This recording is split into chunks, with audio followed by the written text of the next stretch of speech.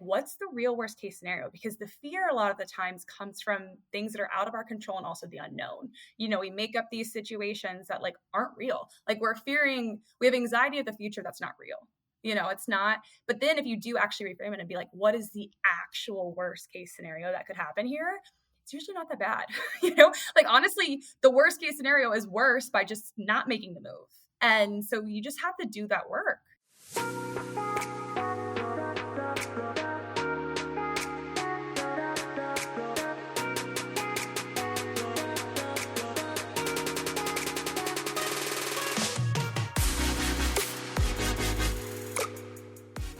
Hi, I'm Veronica Cisneros, licensed marriage and family therapist, entrepreneur, and host of the Empowered and Unapologetic podcast.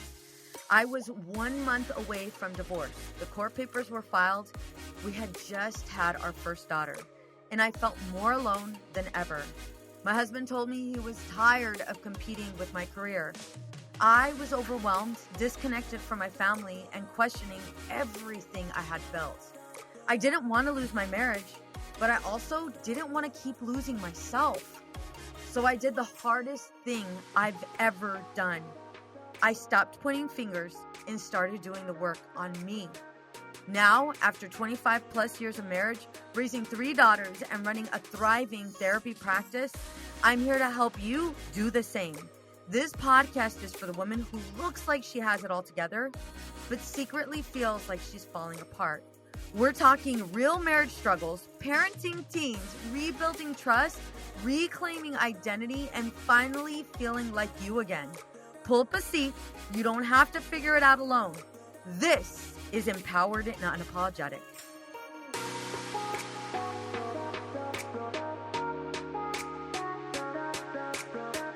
Kayla Logue isn't afraid to tell the truth about what it takes to succeed without losing yourself in the process. She's a best-selling author, keynote speaker, and multi-unit franchise owner of Jet Set Pilates. She's also the founder of Move Into Words, a nonprofit dedicated to mental and physical wellness. With her background in competitive athletics, high-level sales, and entrepreneurship, Kayla has built her career on redefining strength, success, and self-worth. Known for her radically honest approach, she teaches women how to take back control, unapologetically, of course, and design lives that truly fit, whether it's through 5-minute journaling practice, taking radical responsibility of reframing setbacks into fuel. Kayla's mission is clear: help women stop living on autopilot and start living with intention. So what you will gain from today's episode is how a simple 5-minute journaling practice can rewire your mindset and give you clarity every day, why taking radical responsibility is the foundation of confidence, purpose, and real progress, and how to reframe setbacks and self-doubt into the very fuel that drives your growth in motherhood, marriage, and business. Kayla, thank you so much for joining us. Yeah, thank you so much for having me. Absolutely. So here's what I'll start with. So many of us moms wake up already overwhelmed. School drop-offs, clients, to-do lists. How can a 5-minute journaling practice actually make a difference in the middle of that chaos?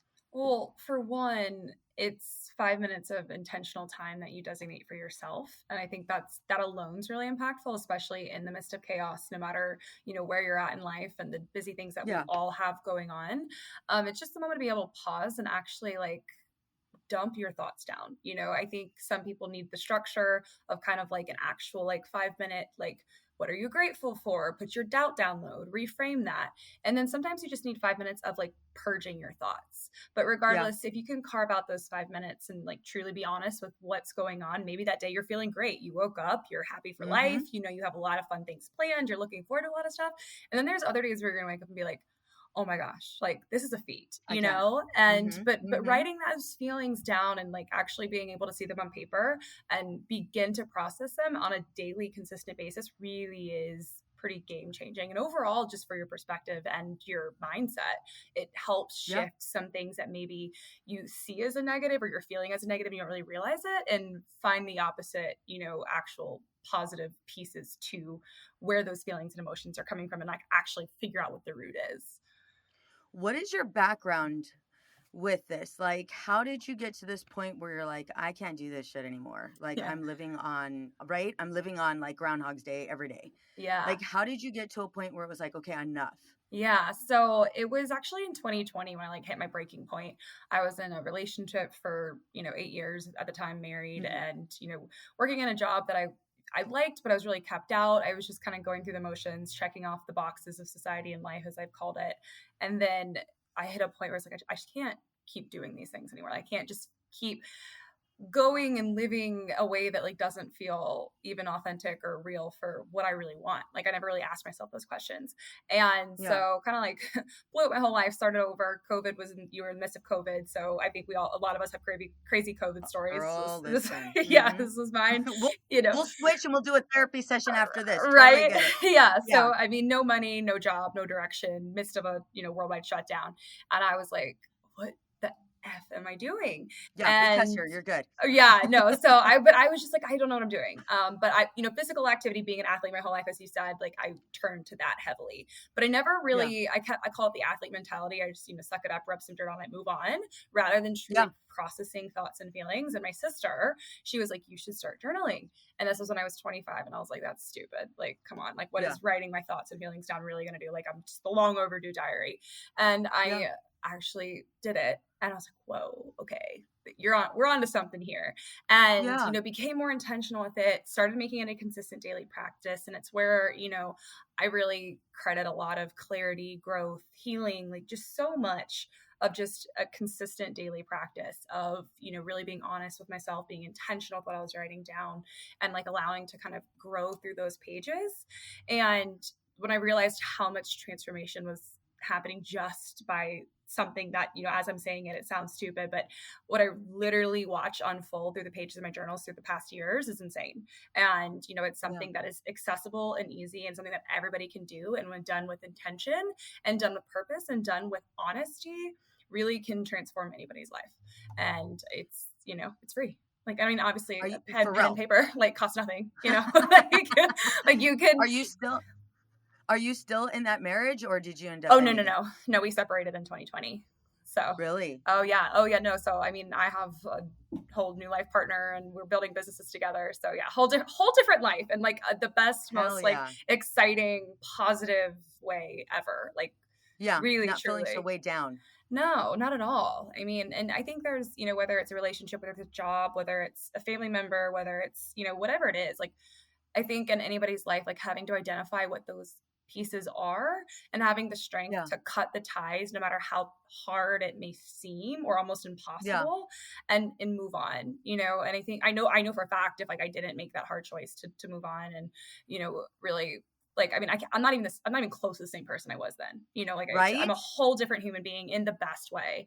Um, Yeah. but it does come with a choice. Like we all have a choice, and ultimately we have to live by the choices that make the most sense for us, because ultimately at some point somebody's going to get hurt and it sucks. We don't want to do that. But Yeah. if we're continuing to hurt ourselves, it's only going to cause more detriment and more hurt down the road for anybody that's involved, and it's having Yeah. to make those hard choices sometimes and really cut the ties and move on. I think, you touched on something that is so hard and why we continue to stay on this path. It is hard, and there is a consequence. There's a consequence either way. There's a consequence if you stay, there's a consequence if you leave. And we get so comfortable with staying in what's familiar. If you were coaching me live and I admitted, let's say, I can't stick with habits, I always fall off track, how would you help me reframe journaling so it doesn't feel like another failed attempt at self-care? I mean, I think it's with everything, you have to start simple, right? Because I mean, a lot Yeah. of the times we also want like the instant gratification, the instant results. A lot of the times the reason people fall off track is because they try to do everything at once, right? It's Mm-hmm. like, okay, you don't have good eating habits, or you don't do this. And all of a sudden you're like, okay, I'm going to eat only whole foods, cut out all processed foods. I'm Yeah. going to run 5 No miles a carbs, day. no Like dessert. it Mm-hmm. doesn't work. It's not sustainable, right? Yeah. You're taking things away that you have to kill habits, right? In order to kill a habit, you have to replace it with a good one, but you can't just take Yeah. all your bad habits and try to replace them at the same time. Like it's not going to be sustainable. So with that, I would say you just start simple. Like even if it's not 5 minutes a day, maybe it's 60 seconds. We start with a minute, and that minute, right? Like even for me, when I something on a consistent basis I always did was write down 3 grateful thoughts, right? While you're making coffee, write down 3 things you're grateful for. It's so simple, right? And again, it sounds almost like just like stupid and dumb when you say it out loud, but realistically, when you do it, even if it's for a week, you'll notice a difference, right? And so it's starting small and then building upon that, right? Because the more you do it, even if you're like so reluctant to it, you're like, there's no way I don't want to do this. You'll start to open up a little bit more. It's the same thing as like, you know, when you start to trust somebody, you know, I'm not going to like meet you in 5 minutes, tell you my whole life story. Right. It's the same thing. No, like, it's not going to happen. Right. And the same thing with journaling. Like when you just start writing things down, you almost start trusting yourself more. You start opening up more. Cause I mean, really it is about being honest with yourself. So I think for somebody that would be struggling in that would be my best advice, is just start small, you know, start small and build upon that and start like really check in with yourself. And the journaling's so easy to check in, flip back through the pages, reread what you wrote. Like it's the easiest accountability tracker you can possibly have. You know, so it's such a simple, easy habit and it's easy to get started. You just have to be willing to do it. I think the biggest hiccup for most women is like, how do I say this? We want to believe the lie. We want to believe the lie that everybody else believes about us, right? Like we're this high achieving woman, we're badass, we're, you know, we're killing it in, you know, our careers, we're, you know, it appears like we're killing it in our marriages, it appears like we're killing it in, you know, our parenting skills. And I think one of the biggest major reasons why women especially won't put pen to paper and their thoughts is because in that moment, we need to be real and honest with ourselves. Like that honesty, those issues come up and it is so scary. How would you say you worked through that speed bump, I'll call it? Yeah, I mean, it's definitely scary. I mean, you hit the nail on the head. You know, it's funny. If you know me, I'm a personality. I'm like a 0 to 100. Like I'm all in or I'm all out. And so, you know, when I first journaled, I was like, all right, I'm just dumping everything down. Like, I think it was just like such a buildup. And I realized I could write about it in my book, actually, like how this all unfolded. And I realized like, I mean, I played softball, right? So I didn't run far. I was running miles, like, I mean, 6 to 10 miles a day. And I was just constantly trying to outrun my thoughts. And finally, when I was like, fine, I'm just going to write it down. I mean, it was like 10 to 12 pages of just like word vomit. So I just like ripped off the Band-Aid and went right in, you know, but I do think, and everyone's different. Like I realize my personality is very different than many other people and like in those type of approaches. And I think it just, again, it is scary, but I'm like all in, like, let's jump in, you know, like let's dive head first, where like, maybe you just need to stick your toes in the water. Maybe you just need to like step your foot in.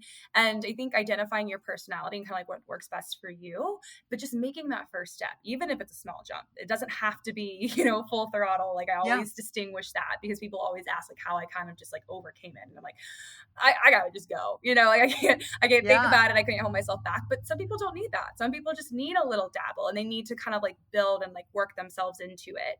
And, you know, but identifying that and then making those small steps, like I said, whether it is just a minute and just like overcoming that, because I think what's really important in this case, right? And this is a practice that I think anybody should do, is struggling or kind of like feels like they're stuck or isn't really sure, you know, like, should I make this jump? Should I not? It's like, ask yourself where you're at right now, like picture yourself now. And then in a year from now, ask yourself what it would look like if you didn't make the jump. And then ask yourself what it would like if you did, you know, and like, what's the real worst case scenario? Because the fear a lot of the times comes from things that are out of our control and also the unknown. You know, we make up these situations that like aren't real. Like we have anxiety of the future that's not real. You know, it's not, but then if you do actually reframe it and be like, what is the actual worst case scenario that could happen here? It's usually not that bad. You know, like honestly, the worst case scenario is worse by just not making the move. And so you just have to do that work.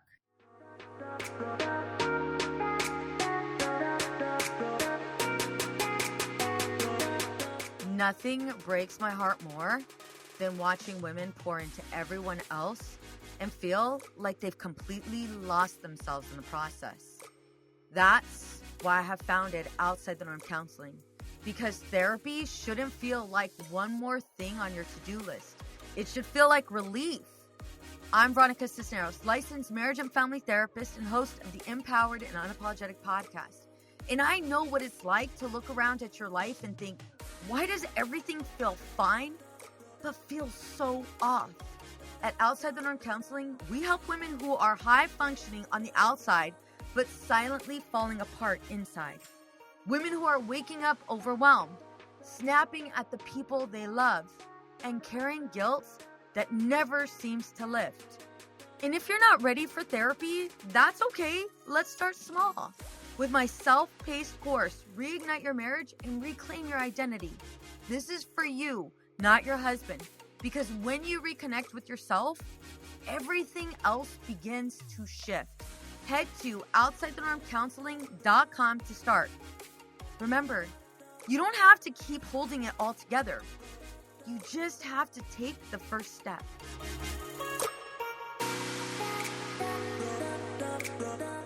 Well, I think kind of like, going based off of, your story, like you were in a relationship that did not serve you. It didn't serve you. And in that moment, like making those decisions, I'm sure those were so hard and terrifying, right? Oh, yeah. You mentioned, being young and having these issues in your relationship, and maybe wanting to fight or maybe wanting to do whatever you could so that divorce wasn't an option. Right. And now kind of looking back to where you're currently at, it's like, okay, so you have a book, you're doing all of these great things. You're in a relationship, you're building empires. Like that's so huge. And when we stay stuck in that distorted thinking, it really keeps us blind to potential possibilities of the future. We're so stuck on like how bad it is and catastrophizing it. I appreciate that. I appreciate you sharing that. You talk about radical responsibility. Honestly, a lot of women listening are probably thinking, I'm already responsible for everything. What's the difference between carrying the weight of the world and taking radical responsibility for yourself? And I think this is like in one sentence, it really actually summarizes like a lot of messages that are intertwined in my book. And like, to me, radical responsibility is when you realize you can be the cause, problem, and solution for everything in your life. Yeah. Your world changes. And it's a whole perspective approach, right? Because what that does too is if you really dive a little deeper into like understanding that you could be the cause, you can be the problem, but you can also be the solution. It hopefully helps you almost like declutter in the sense that a lot of the times we focus that on trying to control situations we have no control over, rather than prioritizing what we do have control over, not reacting, truly responding. And, rather than getting flustered and like kind of just going through the motions of chaos and worrying what other people think or worrying what other people are doing, rather than like, what the heck are you doing? What the heck can you do right now? Like maybe there is a situation you don't like, but you probably in that situation, there's like probably one thing you actually have control over. And it's really kind of like distancing yourself and like having that like more like outward approach rather than like forcing yourself into every situation, trying to take full control. And I mean, I've been a control freak like many parts of my life. And like, I think it's all of us, right. Like high achievers, we are, right. But it's also, I think as you continue to grow and you continue to build, you realize like, the less energy you have to put in areas that like you definitely don't need to put your energy into, you become a little bit more like protective of that and you are able to distance yourself. But it does start with that radical like responsibility mindset approach and taking responsibility in that way of, I mean, I have a hard time relating to anybody that has like the victim role mentality, woe me, like this and that. Like it just like I can't. I can't. Like I'm more than happy to help anybody, but like if you're not willing to help yourself, like what are we doing? Right. You're wasting your time and mine. And so it's just, it really is like acknowledging that, also outside, like people don't care as much as you think they care about you. No. And like, just live life for yourself because I think the most selfless thing you can do is be selfish first. And it's not at the compromise or hurting other people. It's just doing what's best for you, being the best version of yourself so you can show up that same way for other people. And, if you're not doing that, you're honestly doing everyone around you a disservice. Yeah, you're not in a true, genuine relationship. It's a lie. It's a lie. So true. Why do you believe radical responsibility is the foundation of confidence and purpose? So, I think what's really important, this is something I've learned, as I've kind of like dove more into deep things about when people ask me about like my personality, like why I kind of just like take things and run with it. Playing sports Yeah. your whole life, you're taught to lose at a young age. You're taught to fail at a young age. You're taught to like, like Yeah, you're sucking it up. yeah, exactly. Like you build these foundational character things that as you get older, without the experience, it's much harder, So like failing, losing, messing up, like that was never, not get me wrong, like I don't like it. Like I hate Yeah. losing. Like I don't like failing, right? But like I've been more comfortable in it and being able to like accept it and move on than I think somebody that probably hasn't played sports. And I think Mhm. that is a very foundational piece of, really like being ingrained in radical responsibility. It's like being able to admit that I fucked up. It's being able to admit Yeah. I'm wrong. And Yep. if you're not able to do that and you're just pointing the finger, making excuses, like you're not going to get anywhere. And the other piece of that is No. you're going to constantly, whether you realize it or not, you're going to build resentment towards yourself, especially if you're a good Mhm. human being. Like you're not going to be able, you're going to build resentment towards yourself. You're not going to be able to forgive yourself, and you're ultimately not going to be forgiving of other people. And it's No. impossible to build those foundations without being able to take the accountability of like when you do mess up, acknowledging it, when you do make Mhm. mistakes, acknowledging it. And I will tell you, Yeah. that's where respect truly comes from, not just for yourself, but from people around you. When you can Mhm. admit you are wrong, especially in a leadership role or in a management role or even in an ownership role, Yes. and your team sees you say, I'm so sorry, this was on me, like I messed up here, they Mhm. gain a whole new level of respect for you. And being able to like truly own that is so key, though, especially as a leader or business owner, high achieving person. Like that is a really Yep. foundational piece. And obviously, like naturally, like we want to just make an excuse and move on and not have to own it. Like it's hard, it is, but that's not, it's not going to get you anywhere. No, it's not. And that's the exact thing we complain about. And that's the exact thing that leaves us frustrated. And you hit on a key word, so resentful. Setbacks and self doubt hit so hard. I've had those moments. I'm sure everybody's had those moments where they thought, maybe I'm not cut out for this.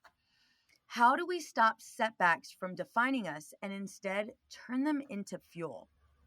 I mean, I'm the biggest proponent of turning a setback into a comeback because, there's not really, I mean, if you think about it, the greatest stories do come from the lowest of lows. Like you can't experience and feel the highs if you haven't felt the Yeah. lows.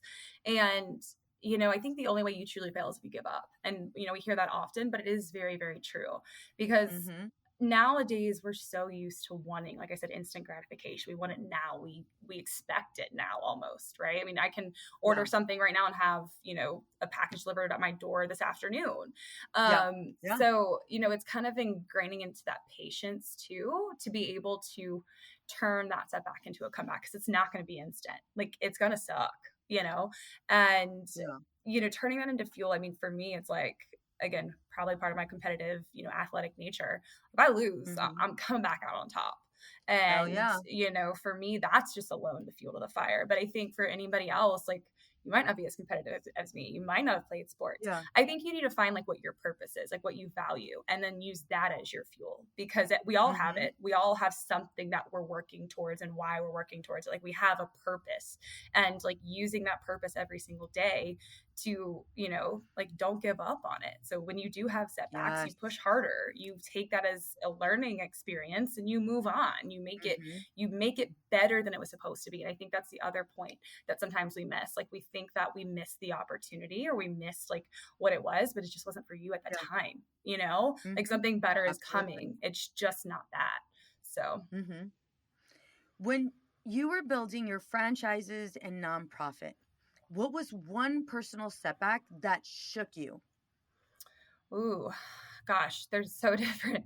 I think for me, like when I was I started building my nonprofit first, and then like now we're in the midst of, developing and scaling the franchises currently in the Charlotte area. when I was building my nonprofit, I think what was really hard was I was working in a job that really didn't fulfill me. Like I made a great money, but I hit a Mm-hmm. point where I was like almost having to like live two lives and like different personalities. Yeah. And I kept feeling like that tug and that weight. And it's almost like, and I tell this to people, like, if you feel like you're forcing something, it's just not meant for you. Like it should feel easy. It's going to be hard work, but it shouldn't feel forced. And I think for me, I learned that like in the best way possible. Like it sucked because I felt like every step I would take, like things were going wrong, but it really wasn't because of what we were like. The nonprofit was going great. Like we were building it and like it was picking up good traction, but just everything else in my other life was just tough. Like it wasn't feeling that like great, and then I think with the franchises, I mean, at that point, like, starting a business, like we were all in on the business. We're not paying ourselves, No.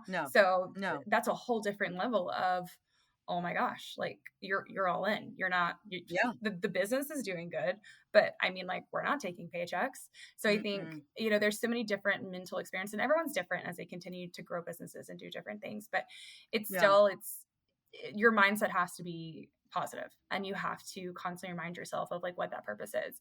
And I mean, there's kind of like different stories, ebbs and flows. I mean, I think, anybody that owns a business or is building businesses knows that like there's setbacks almost weekly, Amen. But at the same time, like, I mean, cultivating a good team that continues to develop and pick you up and things like that's really key. But yeah, no, I mean, I think with setbacks, you just got to get used to them, because if you're not mentally strong enough to handle them, like you won't succeed. Like you won't get to where you want to be.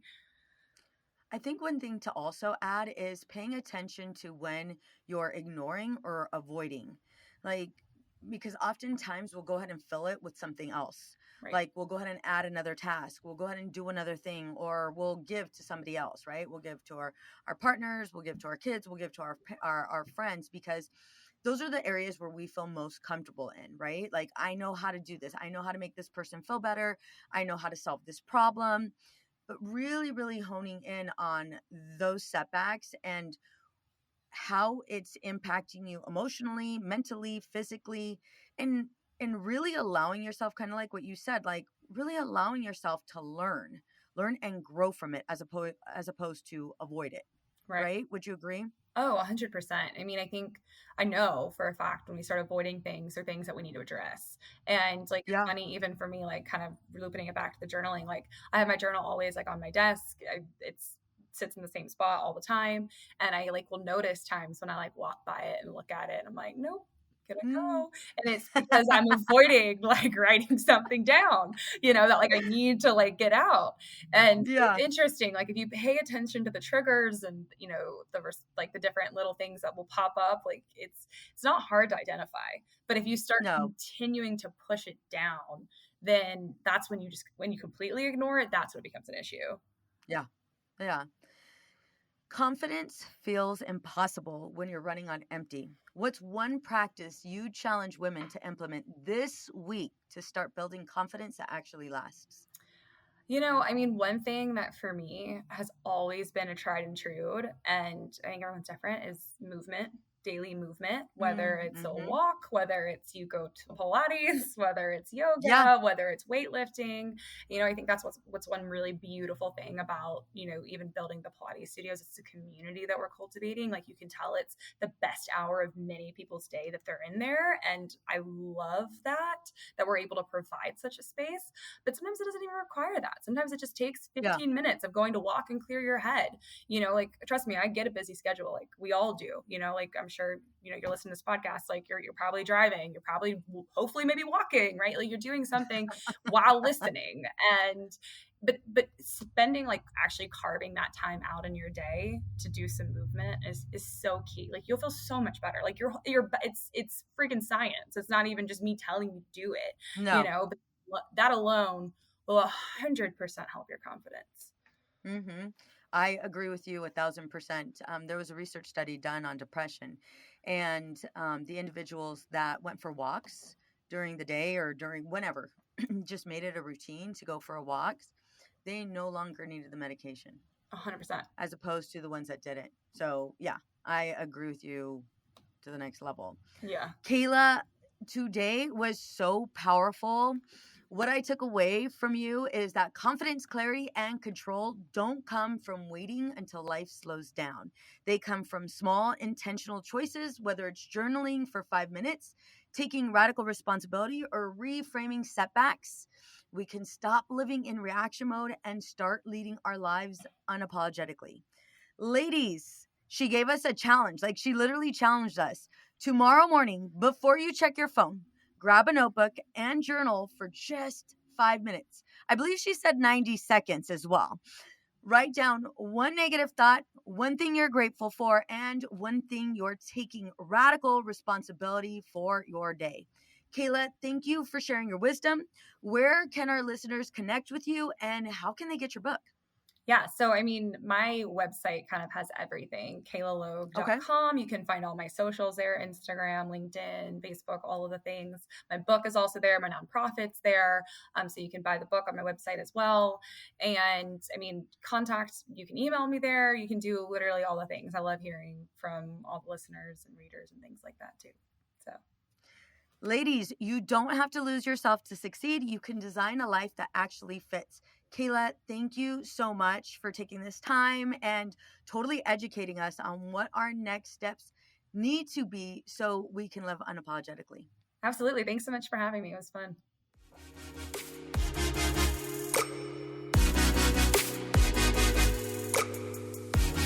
Raise your hand if you are ready to level up your marriage for 2023. Do you find that you're spending your time together with your husband checked out and in front of the TV? I know you're ready for tangible strategies that actually get you results. Reignite the spark in your marriage, have fun, and grow together. Well, I hope you have your hand raised at this minute because I have something special for you. I'm introducing my brand new 6-question marriage predictor quiz that's gonna give you personalized results to catapult you into the next stage of your marriage journey. That means you'll receive the results to where your marriage can get the best help.